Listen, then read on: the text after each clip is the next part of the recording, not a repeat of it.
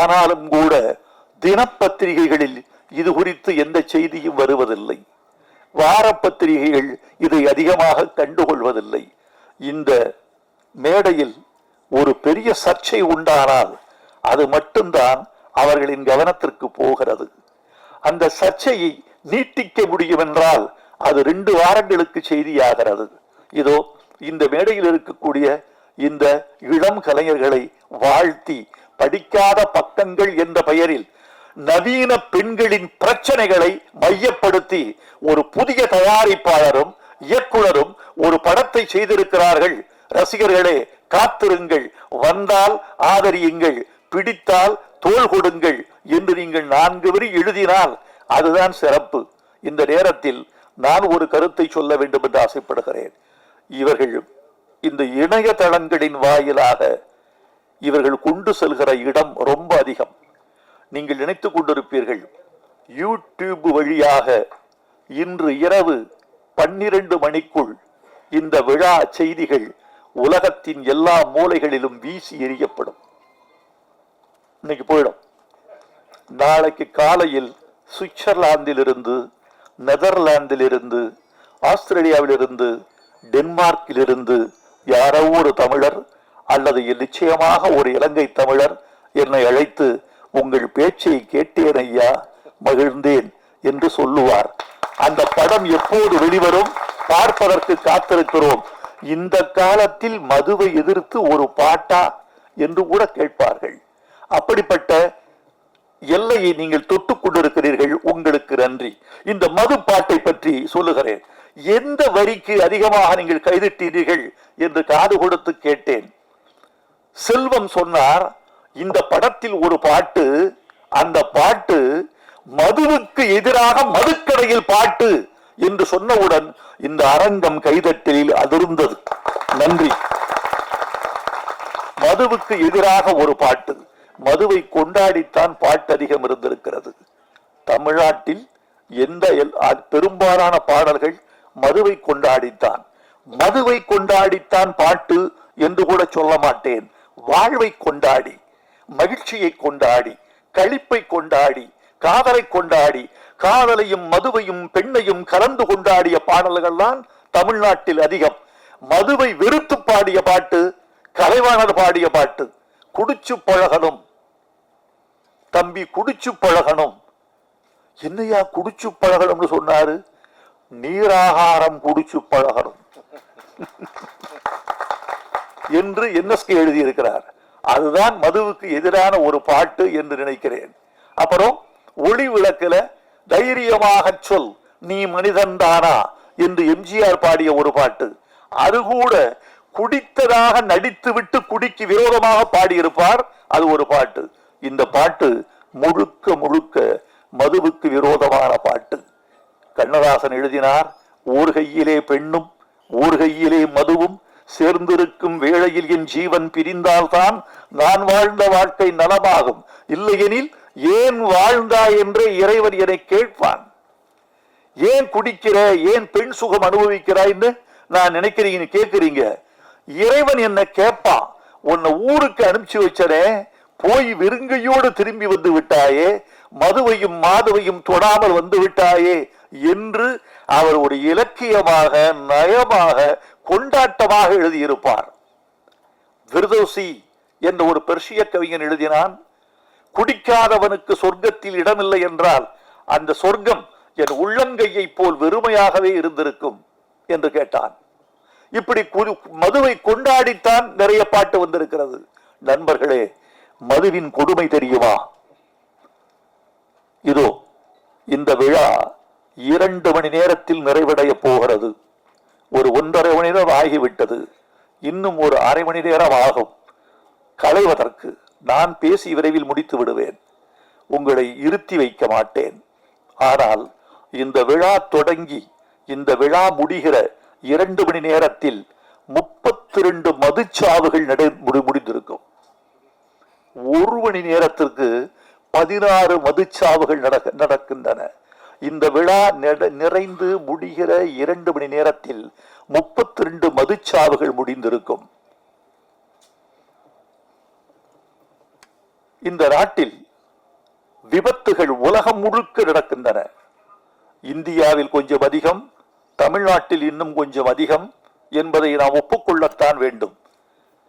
இந்த விபத்துகளில் 44 முதல் 67 விழுக்காடு மதுவினால் நடக்கிற விபத்துகள் என்பதை உலக சுகாதார நிறுவனம் அறிவிக்கிறது. விபத்துக்கு காரணம், மூளைச்சாவுக்கு காரணம், கணைய அழற்சிக்கு காரணம், கல்லீரல் வீழ்ச்சிக்கு காரணம், கல்லீரலை கடிச்சு தின்னும் மது புட்டியே எழுதியிருக்கிறதுல. ஓ காசு படம் பறிச்சு தின்னும் மறந்துட்டியே. என் வரிக்கு கிடைத்த வெற்றி நான் தயங்கிய இடத்தில் இயக்குனரே எடுத்து விடுகிறார். அந்த பாட்டின் மீது அவருக்கு அவ்வளவு மதிப்பு இருக்கிறது. ஒன்று சொல்லட்டுமா, 20 மில்லிகிராம் போதும். 20 மில்லிகிராம் ரத்தத்தில் கலந்து விட்டால் பார்வை வங்க ஆரம்பித்து விடும். பார்வை குறைவு ஏற்படுவதற்கு 20 மில்லி போதும். நீங்க குடித்துக் கொண்டே இருக்கிறவன் எத்தனை மில்லி ரத்தத்தில் சேரும் தெரியுமா? 30 மில்லி ரத்தத்தில் சேர்ந்தால் உங்கள் தசை உங்கள் வசத்தில் இருக்காது. நான் மதுவுக்கும் போதைக்கும் எதிரானவன். 10 வயசிலிருந்து எதிரானவன். ஏனென்றால் மதுவையும் போதையையும் எங்கள் ஊர் எவ்வளவு பாதிக்கப்பட்டிருக்கிறது என்பதை நான் அறிவேன். என் உறவுகள் பாதிக்கப்பட்டதை அறிவேன். இந்த ஒரு சொட்டு மது கூட என் குடலில் விழுந்ததில்லை என்பதை நான் உத்தரவாதமாக உங்களுக்கு சொல்லிக் கொள்ள வேண்டும் என்று ஆசைப்படுகிறேன். போதை பழக்கம் என்பது எங்கள் உடம்பு, உலகத்திலேயே நான் வெறுக்கிற வாசனை ஒன்று உண்டு என்றால் அது ஒரே வாசனை, புகை வாசனை. அது மட்டும் அப்படி ஆழ தள்ளிடுது வெளியே, புகை வாசனை. மதுவை விட மோசமானது புகை. மது கூட உங்கள் உடம்பை இவ்வளவு தின்னாது, புகை தின்றுவிடும். இங்க புகை ரொம்ப கொடுமையானது.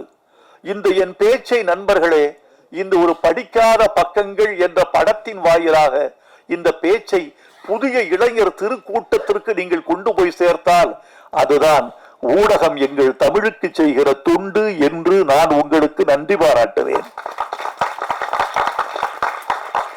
முத்துக்குமார், செல்வம், உங்கள் 2 பேருக்கும் தமிழ் சமூகம் இந்த ஒரு பாடலுக்காக நன்றி செலுத்த கடமைப்பட்டிருக்கிறது என்று நான் நம்புகிறேன். உங்களுக்கு என் நன்றியை தெரிவித்துக் கொள்கிறேன். ஒவ்வொரு படத்திலும் இப்படி ஒரு பாடலை நீங்கள் வைக்க வேண்டும். அது உங்களுக்கு பெரிய பலமா இருக்கும், படத்துக்கு முதுகெலும்பா இருக்கும், அப்படி இருக்கும். எனவே இந்த இவ்வளவு மது போதையை நீங்கள் தூக்கி எறிவதற்கான ஒரு துணிச்சலை உங்கள் நெஞ்சுக்குள் நீங்கள் வளர்த்துக் கொள்ள வேண்டும் என்று நான் உங்களை விரும்பி கேட்டுக்கொள்கிறேன். நண்பர்களே, நீண்ட நேரம் பேசுவதற்கு ஆசைதான். உங்களுடைய மௌனம் எனக்கு ரொம்ப பிடித்திருக்கிறது. உங்களது பார்வை, என்னை நோக்கி குவிந்திருக்கிற உங்கள் கண்கள் என்னை பேசச் சொல்கின்றன. உங்கள் செவிகள் என் பக்கமே திரும்பி இருக்கின்றன. உங்கள் தலைகள் படம் எடுத்தாடும் பாம்பு போல என்னையே பார்த்து கொண்டிருக்கின்றன. உங்களை பார்க்கும் போது மகிழ்ச்சி தான். ஆனால் நண்பர்களே, இந்த நேரத்தில் ஒரு வார்த்தை சொல்லிக் கொள்ள வேண்டும் என்று ஆசைப்படுகிறேன். ஒரு பாடலில் இசை பெரிதா மொழி பெரிதா என்பது ஒரு பெரிய சிக்கலாக பேசப்பட்டு கொண்டிருக்கிறது. இதில் என்ன சந்தேகம் உங்களுக்கு? இசை எவ்வளவு பெரிதோ மொழி அவ்வளவு பெரிது, மொழி எவ்வளவு பெரிதோ இசை அவ்வளவு பெரிது. 2ம் கூடினால்தான் அதற்கு பாட்டு என்று பெயர். 2ம் கூடினால் அதற்கு பாட்டு. ஆனால் சில நேரங்களில் இசையை விட மொழி உயர்ந்ததாகவும், சில நேரங்களில் மொழியை விட இசை உயர்ந்ததாகவும் திகழ்கிற சந்தர்ப்பங்கள் உண்டு. இதை புரிந்து கொள்பவன் ஞானி, புரிந்து கொள்ளாதவன் அஞ்ஞானி.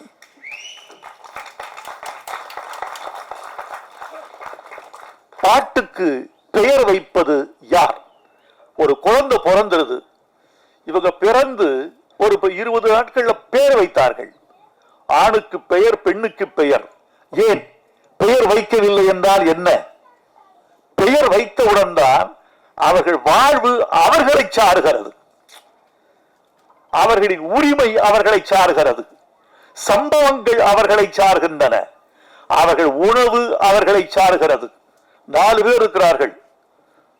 மணி, இவனுக்கு கொடு இந்த இட்லிய, அந்த இட்லி அவனை சேர வேண்டும் என்றால் பெயர். இந்த பழத்தை பிரேமாவுக்கு கொடு, பழம் ஒருத்திக்கு சேர வேண்டும் என்றால் அவள் பெயர். சுகுணாவுக்கு இந்த ஐஸ்கிரீம் கொடு, அந்த பெயர் ஐஸ்கிரீம். இதோ லட்டு இந்த மோகனுக்கு கொடு என்று பெயர் சொட்ட உடனேதான் பொருள் உரிமை ஆகிறது. பெயர்தான் பட்டா, பெயர்தான் பத்திரம், பெயர்தான் சொத்து, பெயர்தான் நீ, பெயர்தான் ஆதார்.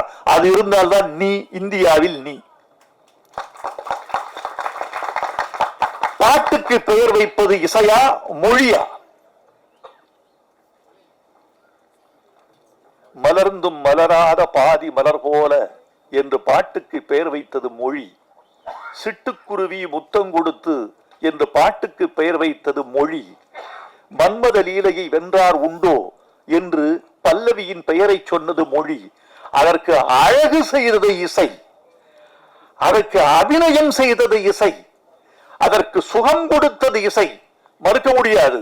ஆனால் அந்த பாட்டுக்கு பெயர் சூட்டியது மொழி, அந்த பாட்டை அழைக்க வைத்தது மொழி. ஒரு பாடலை ஹம் பண்ணி யாராவது இந்த பாட்டை பாடுன்னு சொல்லுவாங்களா? இந்த பாடலை இத பாடுங்க சொல்லுவாங்களா யாராவது? சின்ன சின்ன ஆசை என்று பாடுகள் என்றுதானே சொல்லுவார்கள். எனவே பாட்டுக்கு பெயர் வைத்தது மொழி. அந்த மொழிக்குரிய மரியாதையை இசையும், இசைக்குரிய மரியாதையை மொழியும் பரஸ்பரம் வழங்குகிற போதுதான் கலை வெற்றி பெறும் என்று நான் உறுதியாக நம்புகிறேன். நண்பர்களே, இந்த படம் வெற்றி பெற வேண்டும், வெற்றி பெற செய்ய வேண்டும். இன்னொன்று, நிறைவாக ஒரு செய்தி, நம்முடைய கலையில் என்ன குறைபாடுகள் என்று கலை உலகம் கருதி முடிவெடுத்தால் ஒழிய கலை வெற்றி பெறுவது மக்கள் கையில் என்று நீங்கள் கருதி விடாதீர்கள். அது உங்கள் கையில். நல்ல பொருளாக இருந்தால் எத்தனை ஆண்டுகள் கழிந்த பிறகும் கூட, எத்தனை மண்ணுக்கடியில் கிடந்த பிறகும் கூட, எத்தனை காலங்கள் கடந்த பிறகும் கூட தங்கம் தங்கம்தான், வைரம் வைரம்தான், உயர்ந்த பொருள் உயர்ந்ததுதான். ஒரு 17 நூற்றாண்டுகள் திருக்குறளை தமிழ் சமூகத்தில் காண கிடைக்கவில்லை. 2ஆம் நூற்றாண்டு 3ஆம் நூற்றாண்டுக்கு பிறகு திருக்குறளை தமிழ் சமுதாயம் புழங்கவில்லை. பக்தியற்ற வந்து விட்டது. தேவாரம் புழங்கியது, திருவாசகம் புழங்கியது, திவ்ய பிரபந்தம் புழங்கியது, ஆழ்வார் பாடல் புழங்கியது, நாயன்மார் பாட்டு புழங்கியது, பதிகம் புழங்கியது, பாசுரம் புழங்கியது, திருக்குறள் புழங்கவே இல்லை.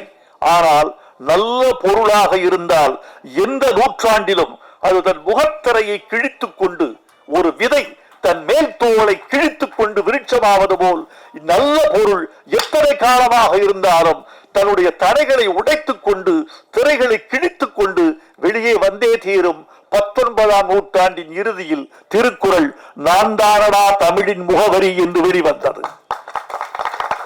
உங்கள் கலை நல்ல கலையாக இருந்தால், உங்கள் கதை நல்ல கதையாக இருந்தால் நிச்சயமாய் உங்கள் புகழ் வெற்றி பெறும், உங்கள் கலை வெற்றி பெறும். உங்கள் கலையும் கதையும் வெற்றி பெற்றால் நீங்கள் பொருளாதார மேன்மை பெறுவீர்கள். படிக்காத பக்கங்கள் வெற்றி பெறும். படிக்காத மேதை வெற்றி பெற்றது, படிக்காதவன் வெற்றி பெற்றது. அந்த வரிசையில் படிக்காத பக்கங்கள் வெற்றி பெற வேண்டும் என்று வாழ்த்துகிறேன். நன்றி, வணக்கம்.